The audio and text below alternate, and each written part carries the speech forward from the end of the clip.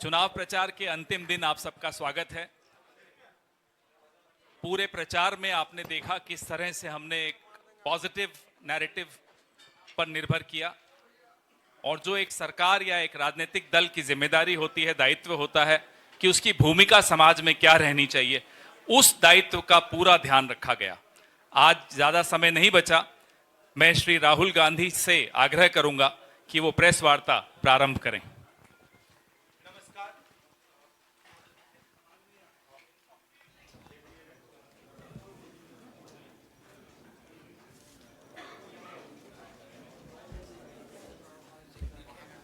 नमस्कार, कैसे हैं आप? ठीक हैं?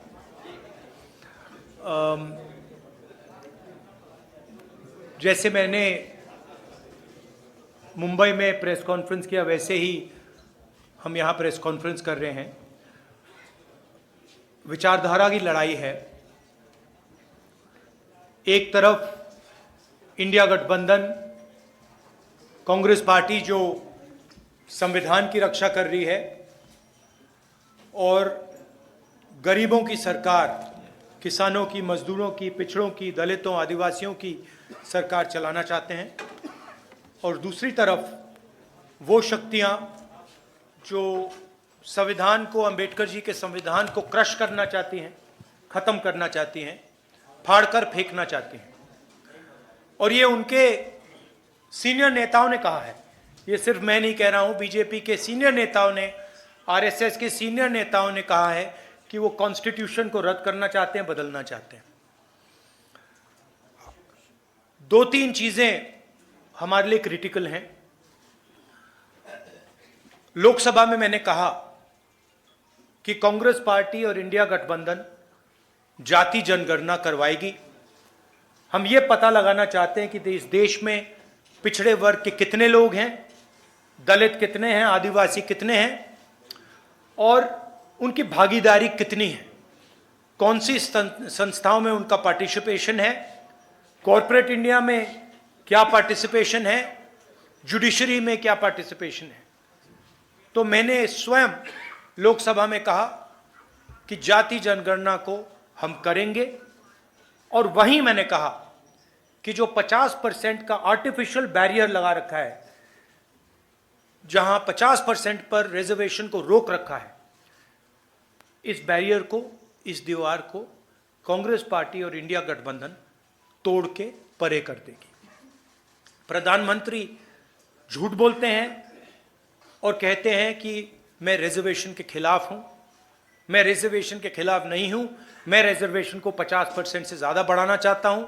और मैंने लोकसभा में प्रधानमंत्री को कहा कि आप बढ़ाइए, मैंने प्रधानमंत्री जी को कहा कि आप जाति जनगणना कीजिए, हम आपको पूरा सपोर्ट देंगे, और प्रधानमंत्री ने मेरा जवाब तक नहीं दिया। तो ये रियलिटी है।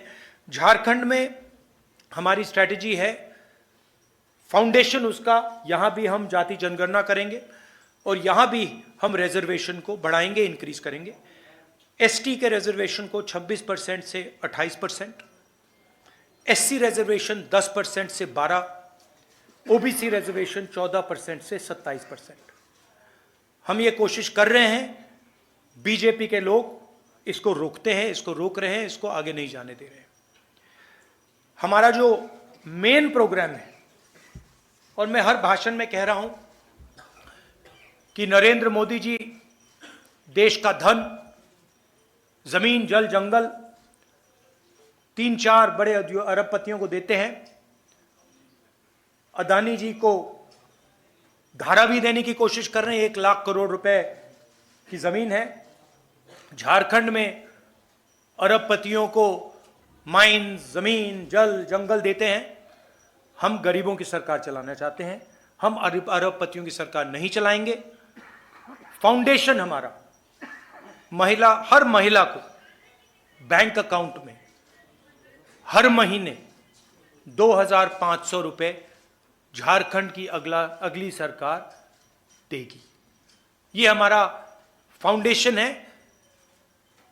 झारखंड की हर महिला से कहना चाहता हूं, हर गरीब महिला से कहना चाहता हूं, जैसे ही हमारी सरकार आएगी, आपको बैंक अकाउंट में हर महीने 2,500 रुपए मिलेगा।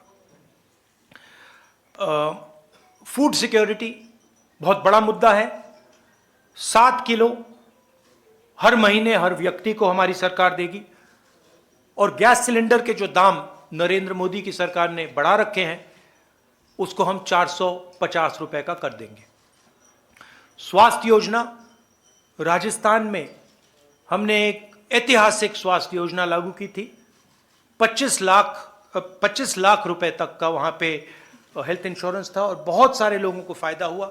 ऑपरेशन करवाना हो, हार्ट, पेट का, किडनी का, हार्ट का वेल्व बदलना हो, स्टेंट लगवानी हो, गरीब से गरीब व्यक्ति इस योजना का फायदा उठा सकता था। वही एक्सपीरियंस हम झारखंड के लोगों को देना चाहते हैं और इसलिए हम झारखंड के लोगों के लिए स्वास्थ्य बीमा योजना, 15 लाख रुपए तक का हेल्थ केयर कवर, आप प्राइवेट अस्पताल में कोई भी सर्जरी करवा पाएंगे, चाहे वो दिल की हो, किडनी की हो, लिवर की हो, जॉइंट रिप्लेसमेंट हो। 15 लाख रुपए तक का जो बिल है झारखंड की सरकार आपके लिए उसका पेमेंट दे देगी। किसानों के लिए धान की एमएसपी आज 2,400 रुपए प्रति क्विंटल है। आने वाले समय में जब हमारी सरकार बनेगी 3,200 रुपए प्रति क्विंटल हमारी सरकार झारखंड के किसानों को धान के लिए देगी। और जो हमारे युवा हैं जिनको नरेंद्र मोदी जी ने बेरोजगार किया है नोटबंदी करके, गलत जीएसटी लागू करके, उनको हम कहना चाहते हैं कि हमारे चीफ मिनिस्टर ने कमिटमेंट दिया है कि अगले 5 साल में उनकी कोशिश होगी कि 10 लाख युवाओं को रोजगार दें। हम इसको पूरा समर्थन, अपना पूरा समर्थन देंगे और हमारी भी कोशिश होगी कि 10 लाख युवाओं को झारखंड में रोजगार मिले। 500 एकड़ के इंडस्ट्रियल पार्क हर डिस्ट्रिक्ट में हम बनाएंगे और डिग्री कॉलेज हर ब्लॉक में और प्रोफेशनल कॉलेजेस हर डिस्ट्रिक्ट में। ये हमारा प्रोग्राम है। इसकी पूरी फाइनेंशियल प्लानिंग हमने की है और जो यहाँ हम कह रहे हैं ये हमारा कमिटमेंट है, हम ये झारखंड की जनता को देंगे। मेन चीज़ मैं झारखंड के लोगों को कहना चाहता हूँ, ये लड़ाई विचारधारा की लड़ाई है, संविधान को बचाने की लड़ाई है, रिजर्वेशन को बढ़ाने की लड़ाई है, किसानों की, मजदूरों की रक्षा की लड़ाई है, बेरोजगार युवाओं की रक्षा की लड़ाई है। एक तरफ कांग्रेस पार्टी जो अंबेडकर जी के संविधान को, गांधी जी के संविधान को, बुद्ध भगवान के संविधान को, नारायण गुरु बसवना जी, फूले जी के संविधान को बचा रही है, संविधान की रक्षा कर रही है, और दूसरी तरफ आरएसएस और बीजेपी जो अंबेडकर जी के संविधान को खत्म करने में लगे हैं। और मैं यहां मीडिया के सामने कहना चाहता हूं कि कांग्रेस पार्टी का हर कार्यकर्ता, हर नेता ये कभी नहीं होने देगा, संविधान को हम कभी नहीं खत्म होने देंगे। धन्यवाद। एक सेकंड। अच्छा, एक और इशू है। 1.36 लाख करोड़ झारखंड की सरकार का है पैसा, वो दिल्ली की सरकार दे नहीं रही है। लैंड कॉम्पनसेशन का पैसा है, कोल रॉयल्टी का पैसा है, और ये झारखंड के खिलाफ बीजेपी की सरकार काम कर रही है। और झारखंड के लोगों को मालूम होना चाहिए कि ये नरेंद्र मोदी जी का, अदानी का पैसा नहीं है, ये आपका पैसा है, ये आपके डेवलपमेंट का पैसा है, शिक्षा का, स्वास्थ्य का पैसा है, और ये आपको मिलना चाहिए था और बीजेपी ने आपको ये नहीं दिया है। तो ये आपको मालूम होना चाहिए। धन्यवाद। एक सेकंड, एक करके। रवि सिसोदिया, ANI। माइक दीजिए आप थोड़ा। सिन्हा जी माइक पहले जल्दी माइक रखिए। सर, आज आखिरी दिन है प्रचार का, और अगर बात करें बीजेपी की तो बीजेपी का पहले नारा था बटेंगे तो कटेंगे। अब एक नया नारा आ गया, एक रहेंगे तो सेफ रहेंगे। एक रहेंगे तो सेफ रहेंगे। और आपका सवाल क्या है? वही नारे पे आपका सवाल है कौन सेफ रहेगा और कौन एक रहेंगे। मैं आपको बताता हूं, मैंने मुंबई में भी इसकी चर्चा की। हमने, आप पता नहीं आपने देखा, हमने वहां पे पूरा नारा समझाया, सेफ दिखाया, और सेफ के अंदर धारावी का मैप था। नरेंद्र मोदी जी का कहना है कि अगर अंबानी जी और नरेंद्र मोदी जी, अमित शाह जी एक रहेंगे तो वो सेफ रहेंगे। ये नारा है उनका। पूरा देश जानता है कि सरकार अदानी जी के लिए चलती है। आपकी जमीन, आपका जल, आपका जंगल, आपके एयरपोर्ट, आपके पोर्ट, ये सारे के सारे नरेंद्र मोदी जी अदानी को देते हैं। कांग्रेस पार्टी गरीबों की सरकार चलाती है। हम रिजर्वेशन की बात करते हैं, हम विकास की बात करते हैं, बेरोजगारी की बात करते हैं, जाति जनगणना की बात करते हैं। तो ये क्लियर है, लड़ाई विचारधारा के, दो विचारधाराओं के बीच में है। हम कॉन्स्टिट्यूशन को बचा रहे हैं। कॉन्स्टिट्यूशन में कहीं नहीं लिखा कि एक व्यक्ति को हिंदुस्तान के सारे एयरपोर्ट दिए जाए, एक व्यक्ति को झारखंड की जमीन, जल, जंगल दिया जाए। कहीं नहीं लिखा कॉन्स्टिट्यूशन में। तो ये लड़ाई है। विनोद ओझा, दैनिक भास्कर। नमस्कार राहुल जी, आपसे ये पूछना है कि पिछली सरकार ने मतलब जेएमएम ने ये घोषणा की थी अपने, कहां दिख नहीं रहा है मुझे।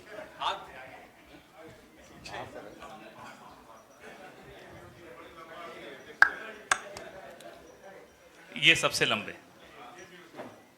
ये झारखंड सरकार ने मतलब हेमंत सोरेन जी ने पिछली बार वादा किया था कि हम 5 लाख युवाओं को नौकरी हर साल देंगे, लेकिन इस मामले में और मामले में उन्होंने काफी काम किया है, इसमें दो मत नहीं है, लेकिन इस मामले में वो बिल्कुल ही पीछे रह गए, जबकि 5 साल का ये अच्छा नहीं कहूंगा कि बिल्कुल पीछे रह गए हैं, काम हुआ है, मगर अगले 5 साल में एक्सेलरेटेड तरीके से काम होगा। हमारी सरकार, सब लोग जानते हैं कि जो बीजेपी की सोच है वो आदिवासियों के खिलाफ सोच है। झारखंड के चीफ मिनिस्टर को बीजेपी ने अरेस्ट किया है। झारखंड के चीफ मिनिस्टर को डराने की कोशिश की है, धमकाने की कोशिश की है, फॉल्स एलिगेशंस लगाए गए हैं और झारखंड के चीफ मिनिस्टर पीछे नहीं हटे हैं। और उनसे ये इसीलिए किया जा रहा है क्योंकि वो आदिवासी है। अंकित मिश्रा, पीटीआई। और बेरोजगारी का मेन जो बात है, और ये मैं हर प्रदेश में कहता हूं, जो आपने बेरोजगारी की बात उठाई, उसका मेन कारण है कि नरेंद्र मोदी की सरकार ने नोटबंदी की और गलत जीएसटी लागू की। और ये दो चीजें, ये योजनाएं नहीं हैं, ये डेवलपमेंट प्रोग्राम्स नहीं हैं, ये छोटे व्यापारियों को, स्मॉल और मीडियम बिजनेसेस को मारने के हथियार हैं। और ये नरेंद्र मोदी जी ने इसलिए किया है क्योंकि जो छोटे बिजनेस वाले हैं, छोटे व्यापारी हैं, स्मॉल मीडियम बिजनेस वाले हैं, जो इनोवेशन करते हैं, जो रोजगार देते हैं, वो खत्म हो जाए और अदानी, अंबानी जैसे अरबपति चाइना का माल हिंदुस्तान में बेचें।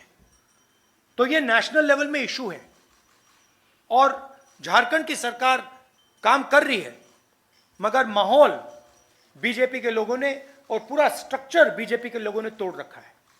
तो सच्चाई ये है कि हिंदुस्तान चाहे भी तो रोजगार पैदा करना आसान नहीं है, क्योंकि बैंक के दरवाजे स्मॉल और मीडियम बिजनेस के लिए बंद हैं, बैंक के दरवाजे अरबपतियों के लिए खुले हैं। 1 लाख करोड़ रुपया, 16 लाख करोड़ रुपया अरबपतियों का कर्जा माफ हुआ है, छोटे व्यापारियों का, किसान का 1 रुपया कर्जा माफ नहीं हुआ है। तो इसका मेन कारण यह है। मगर हमारे जो चीफ मिनिस्टर है झारखंड के, पूरा दम लगा के काम कर रहे हैं और हमारा पूरा सपोर्ट है उनके पीछे। अंकित मिश्रा, पीटीआई। भैया एक एक करके प्लीज। एक सेकंड, लाइन में अनुशासन से रहिए। भैया please. Hello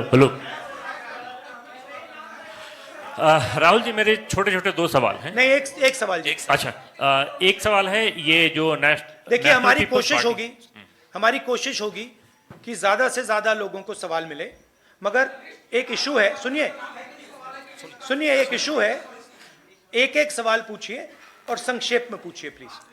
national people party जो मणिपुर में उन्होंने एनडीए से अपना जो है सपोर्ट वापस ले लिया है, वहाँ पर फ्रेश वायलेंस जो हो रहे हैं, उसको कैसे देखते हैं आप सर? देखिए, मणिपुर में जो हो रहा है पूरे देश को मालूम है। 1.5 साल हो गए मणिपुर हिंदुस्तान का स्टेट है, मगर प्रधानमंत्री आज तक मणिपुर नहीं गए हैं। और मणिपुर में मैं गया हूं, मैंने अपनी आंखों से जो हो रहा है देखा है। हमारी पूरी सपोर्ट है। हमने सरकार को कहा है कि जल्दी से जल्दी हिंसा को बंद कीजिए, मगर नहीं हो रहा है। और इसमें वेस्टेड इंटरेस्ट किसी का तो है। होम मिनिस्टर जी को अपना काम करना चाहिए, मगर किसी ना किसी कारण होम मिनिस्टर अपने काम में इंटरेस्ट नहीं ले रहे हैं। मगर जो मणिपुर में हो रहा है पूरा देश जानता है, बिल्कुल गलत हो रहा है और हिंसा को एकदम वहां पे बंद होना चाहिए। और एक बार फिर शांति आनी चाहिए। और जो मैंने कहा भारत जोड़ो यात्रा में, जो मैंने कहा 4000 किलोमीटर हम चले, कन्याकुमारी से कश्मीर, नफरत के बाजार में मोहब्बत की दुकान। हमने मैसेज दिया कि अगर आप नफरत फैलाओगे तो आग लगेगी। और बीजेपी के लोगों ने नफरत फैलाई है और इसीलिए आग लगती है। आग को सिर्फ कांग्रेस पार्टी मिटा सकती है, क्योंकि हम मोहब्बत की बात करते हैं, भाईचारे की बात करते हैं और हम नफरत को मिटाते हैं। और भाषण में मैं कहता हूं, नफरत को नफरत नहीं हरा सकती है, नफरत को नफरत से नहीं काटा जा सकता है। इसीलिए हम कहते हैं मोहब्बत की दुकान खोलेंगे। SRP Mukesh, Times of India. Sir, Mahagathbandhan की सरकार बनती है तो जैसा आपने बताया कि जो योजना है वो फ्री की जो योजना है, उसके लिए यदि केंद्र फंड नहीं करती है तो ऐसे में तो आम जन पे ही लोड पड़ेगा, तो आप पैसा कहां से लाएंगे? नहीं, सबसे पहले ये फ्री की योजना नहीं है, ये न्याय की योजना है। अगर आप जब अंबानी जी को, अदानी जी को 16 लाख करोड़ रुपया दिया जाता है तो मीडिया में कोई नहीं कहता कि ये फ्री की योजना है, तब आप कहते हो विकास की योजना है। विकास हो रहा है, देखो देखो अदानी जी का 16 लाख करोड़ रुपया माफ हो गया, देखो कैसा विकास हो रहा है। आप कहते हो, आप लोग कहते हो, मैं नहीं कहता हूं। और जब महिलाओं को हम लाखों रुपए नहीं, 2500 रुपए, 3000 रुपए देते हैं तो आप कहते हो फ्री की योजना है। क्यों? या तो आप कहिए कि वो भी फ्री का है, या फिर आप कहिए ये भी विकास की योजना है। पहली बात यह है। दूसरी बात, झारखंड के पास भी पैसा है। यह नहीं है कि झारखंड के पास बजट नहीं है, उस बजट से हम अपनी योजनाएं चलाएंगे। मगर हमने सरकार से विनती की है कि जो झारखंड का पैसा आपके पास पड़ा हुआ है, वो पिछड़ों का पैसा है, दलितों का है, आदिवासियों का है, किसानों का है, मजदूरों का है, वो वापस दीजिए। वो आपका नहीं है तो वापस दीजिए। और उस पैसे का भी हम प्रयोग करेंगे, हम दबाव डालेंगे। मैं पार्लियामेंट में बोलूंगा कि झारखंड का पैसा भेजिए और उसका भी प्रयोग होगा। मगर ये जो आप कहते हैं फ्री की योजना, ये गलत शब्द है और मैं इसको सच बोलूं तो थोड़ा डिसरिस्पेक्टफुल है, क्योंकि आप अदानी को फ्री नहीं बोलते हो। और जब हम किसानों का कर्जा माफ करते हैं तो कहते हैं फ्री। हम मजदूरों को की मदद करते हैं, मनरेगा करते हैं, का पैसा देते, कहते हैं फ्री। फ्री नहीं है। I am Mukesh from Times of India. You talk about caste census, but in 2011 there was a survey about this, and even BJP says that Congress doesn't have any blueprint. Do you have any blueprint if you do a caste census? How will? What? What's your question? आप caste census की बात कर रहे हैं, BJP कहता है कहती है कि कांग्रेस के पास कोई ब्लूप्रिंट नहीं है अगर कास्ट सेंसस हो भी जाए कि कैसे रिजर्वेशंस को उसको बढ़ाएगा. Do you have any blueprint for that? So first of all, UPA and Congress came out with the idea of a caste census. And I consider it a mistake that we did not implement it then. I consider it a mistake. We have a government in Telangana and we have a government in Karnataka. We are doing a detailed exercise, a public exercise, where we are having a conversation with different stakeholders in Telangana, and we are preparing the questions of the caste census through a public discussion.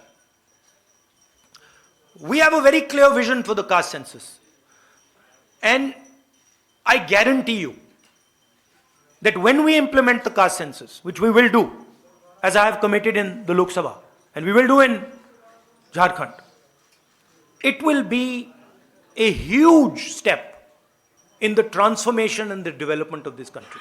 What is the blueprint and what is the idea? It's a beautiful idea. The idea is that today, 50%, approximately 50% of our population is from the OBC community. Approximately 15% is from the tribal, from the Dalit community, who have been disrespected for thousands of years, who have been called untouchables for thousands of years. And then there is the Adivasi community, 8%, who the BJP is trying to call Vanvasis. They are not Vanvasis, they are Adivasis. Right? Now, the problem is that these people do not have access to power. In fact, if I look at my media friends, look at the media companies, look at the owners of the media companies, there are no Adivasis, there are no Dalits, there are no backward caste people. It's the same in the judiciary, it's the same in the government. You look at all the senior positions in the government, you will not find an Adivasi, you will not find a Dalit, you will not find a backward man or woman. Right? So what are we going to do in the caste census? First of all, we're going to find out exactly what is the population of these communities. What is the population of Dalit community, tribal communities, OBC communities, different communities within these communities. Then we are going to do an institutional survey. So then we are going to say, okay, now what is the participation of these people in the government of India, in the institutions of India, in institutions like the Fourth Estate, media, corporate India. We're going to check, where are these people? Do they actually exist? Do they have power? We are also going to check how much of India's wealth is controlled by the Adivasis. How much of India's wealth is actually in Adivasis' hands? How much of India's wealth is actually in backward OBC communities' hands? How much of India's wealth is in Dalit hands? And then we will have a blueprint. We will have what in the 21st century is called gold data. We will have the data with which to make accurate, precise decisions. We will know that when 16 lakh crores are forgiven for 25 businessmen, that is money that has come from GST, that there is not a single OBC, not a single Dalit, not a single tribal person who got that money. This will become transparent, clear, it will be beautiful. Every person in India will know what access I have to power. How is the wealth distributed? Who has it? Right? When you go to a doctor, when you have an injury, you go to a doctor and he says to you, I think your leg is broken. Let's do an X-ray. What is he doing? He's getting data on your leg. He's checking, is there actually a break? Where is that break? And then once he's seen the break, he can apply medicine, he can do treatment. Caste census is going to give us the data to think about development in India effectively. And we have spent hours and hours and hours and hours coming out with the blueprint. We have it. So, and the BJP people have no idea even how to do this, even if they wanted to do it.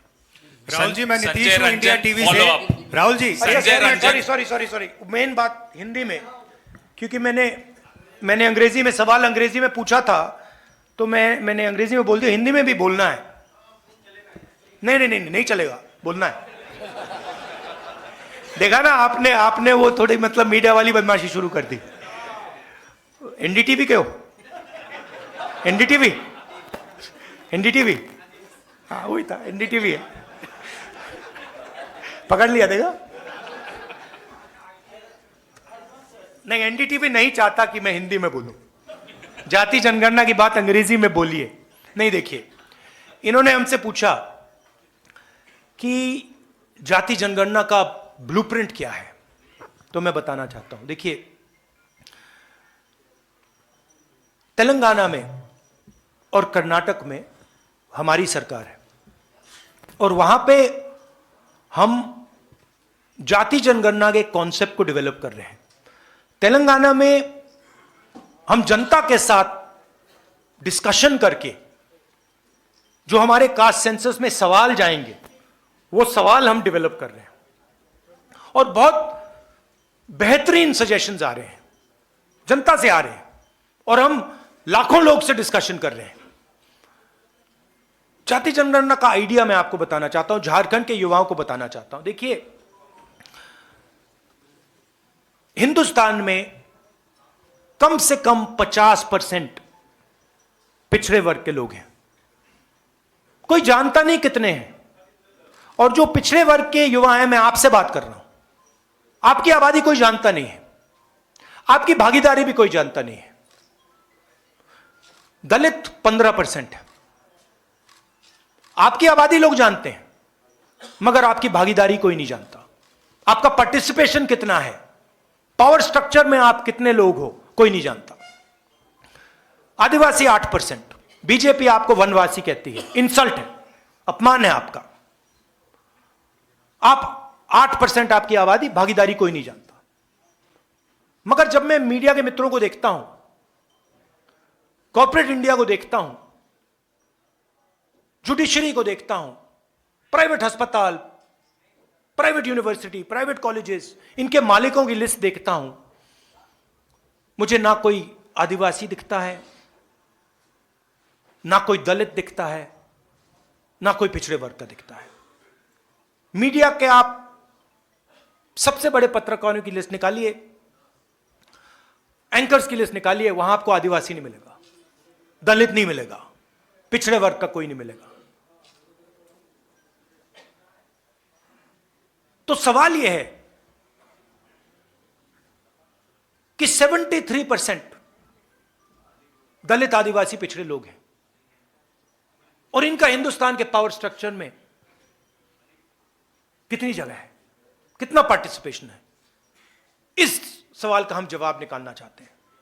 मैं जानता हूं कि नरेंद्र मोदी जी ने 20-25 अरबपतियों का 16 लाख करोड़ रुपया कर्जा माफ किया है, और मैं यह भी जानता हूं कि अगर हम उन कंपनीज के मालिकों की लिस्ट निकालें, उनकी सीनियर मैनेजमेंट की लिस्ट निकालें, जिन लोगों को करोड़ों रुपए की सैलरी मिलती है,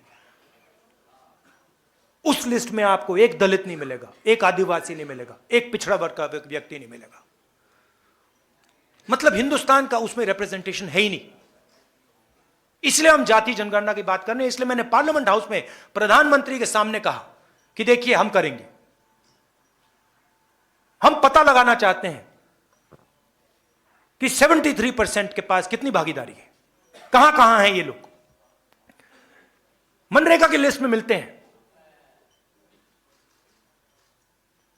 मजदूरों की लिस्ट में मिलते हैं, लाइन लगी हुई है। हम पता लगाना चाहते हैं हिंदुस्तान के पावर स्ट्रक्चर में कहां है। जाति जनगणना का यह कॉन्सेप्ट है, और यह क्रांतिकारी कॉन्सेप्ट है। इससे हिंदुस्तान की राजनीति हमेशा के लिए बदल जाएगी। क्यों बदलेगी? क्योंकि 21वीं सदी डेटा की सेंचुरी है। डेटा जो 20th सेंचुरी में तेल काम करता था, उसको ब्लैक गोल्ड कहते थे, अब डेटा वो काम करेगा। ये सोने से भी मतलब कीमती चीज है। हम देश का डेटा निकालना चाहते हैं, हम पता लगाना चाहते हैं कि इन संस्थाओं में ओबीसी कितने, दलित कितने, आदिवासी कितने। हम पता लगाना चाहते हैं कि हिंदुस्तान में जो धन है, जो जीएसटी है, वो कहां जा रहा है, किसके हाथ जा रहा है। सिर्फ अरबपतियों के हाथ जा रहा है या गरीबों के हाथ जा रहा है, किसानों के हाथ जा रहा है, और ये कौन है। तो एक प्रकार से मैंने कहा, आप डॉक्टर के पास जाते हो, डॉक्टर एक्सरे लेता है, आपकी हड्डी का एक्सरे लेता है। वो क्या है, वो डेटा है कि भैया फ्रैक्चर है, कहां कहां फ्रैक्चर है। ये हम जाति जनगणना से करना चाहते हैं।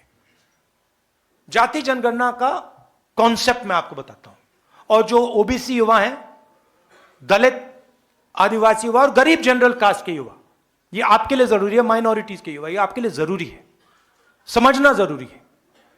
क्योंकि ये सारे जो रास्ते बंद हो रखे हैं आपके लिए, जो बेरोजगारी फैल रही है, जो महंगाई बढ़ रही है, ये इसलिए हो रहा है क्योंकि आपका पूरा का पूरा धन 20-25 लोगों के हाथ में जा रहा है। छोटे व्यापारी, जैसे मैंने भी बोला, छोटे व्यापारी जो देश को रोजगार देते हैं, खत्म किए जा रहे हैं। तो ये हमारा लक्ष्य है। जाति जनगणना के बाद हर आदिवासी युवा को पता लग जाएगा कि हिंदुस्तान के पावर स्ट्रक्चर में आदिवासी कहां है। हर दलित को, हर पिछड़े वर्ग के व्यक्ति को पता लग जाएगा कि हिंदुस्तान के पावर स्ट्रक्चर में मेरा भाई कहां है, मेरा पिछड़े वर्ग का कौन कौन कहां है, सब ट्रांसपेरेंट हो जाएगा। और उसके बाद हम सचमुच में डेवलपमेंट की बात कर सकेंगे। उसके बाद हम सचमुच में एक नए तरीके से हिंदुस्तान में विकास ला पाएंगे।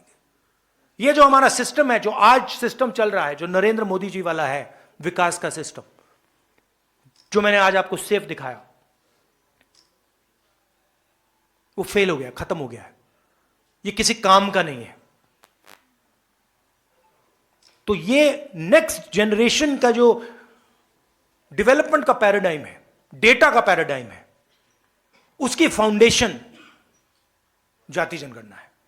और हमने हजारों घंटे, हमारी पार्टी ने, हमारे नेताओं ने जाति जनगणना के बारे में डेवलप करने में, इसके बारे में सोचना, हमने काम किया है। तो हम रेडी हैं। तेलंगाना में इंप्लीमेंट होगा, कर्नाटक में इंप्लीमेंट होगा, झारखंड में हमारी सरकार आएगी, इंप्लीमेंट होगा।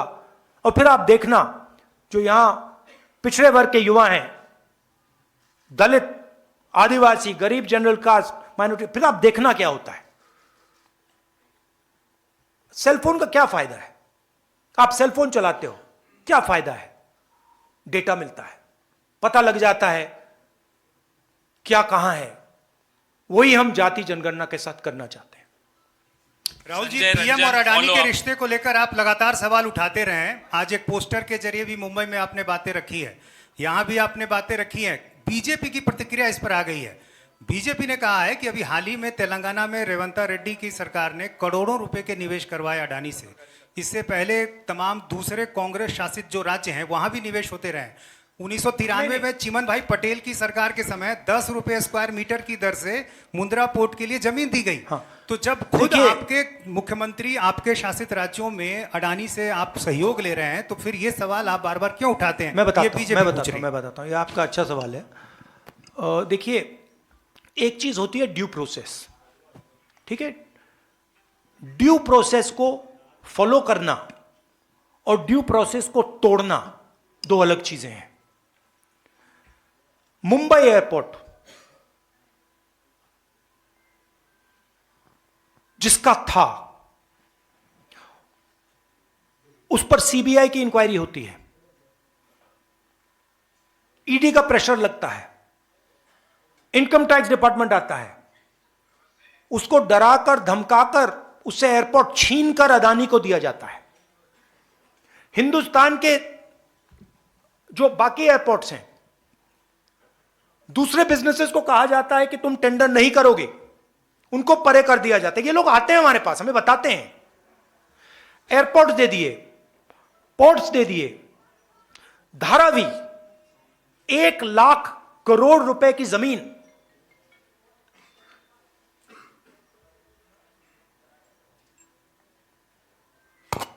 Non transparent tender,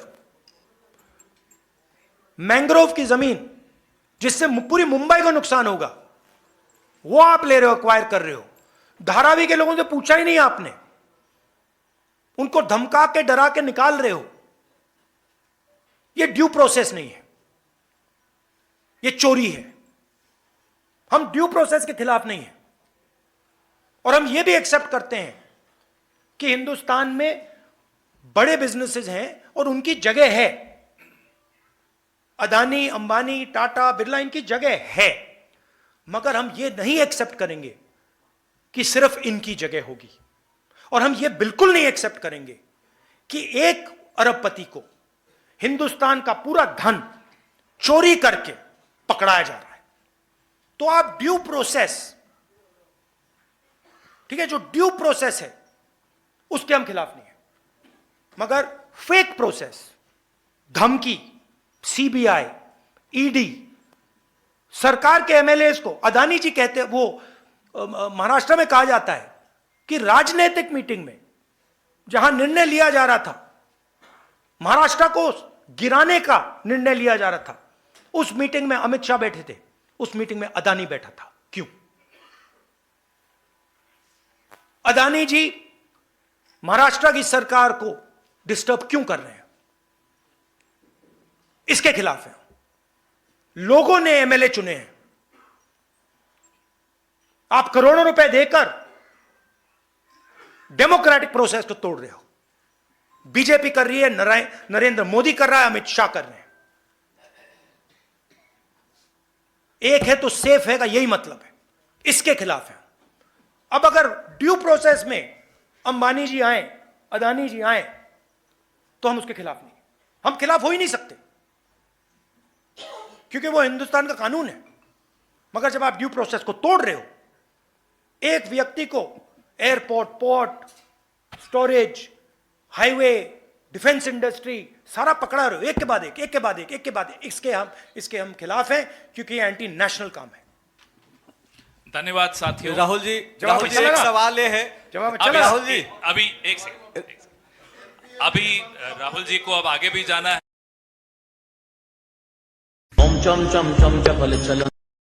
Rahul ji, तो सिर्फ आप एक सवाल है। प्रेस वार्ता को यहीं समाप्त झारखंड करने- का जो युवा आपका मतदाता बहुत-बहुत है, धन्यवाद। मैं संजय कि आप रंजन यहाँ बोल रहा हूँ आए। सर, आपने नाम पुकारा है मेरा सवाल आपकी है। बारी उन्होंने ले ली तो अब क्या अब सर मेरी गलती Thank नहीं है you. इसमें। Rahul ji, thank you very much. Rahul ji, एक सवाल जो युवा मतदाता है, ये झारखंड के युवाओं के लिए ये हमारी गारंटीज हैं।